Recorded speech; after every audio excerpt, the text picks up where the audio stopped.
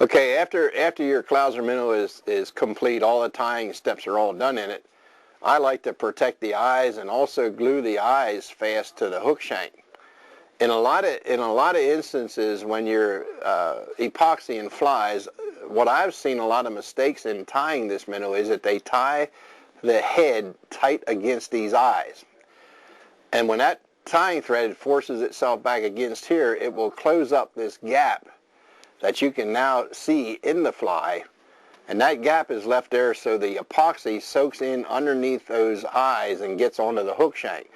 If you just coat the whole head with epoxy without having epoxy going to the hook shank, you can take literally and turn the head around itself. The first thing that I do, of course, is I have the epoxy mixed, and I'm going to take and run a little bead right over the tying threads itself.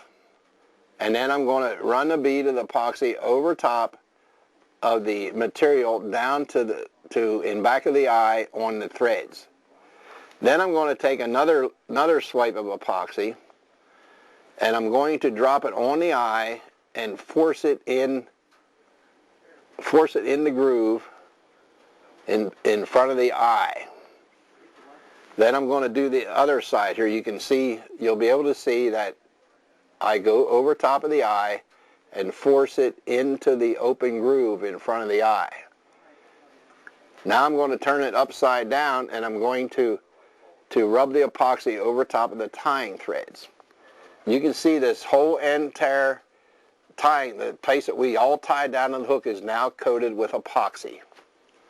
And then, of course, this is 30-minute epoxy we're using, so we're going to have to take the fly and put it on a turning wheel. While it's turning, it'll keep itself nice and smooth. There'll be no lumps on the finished fly.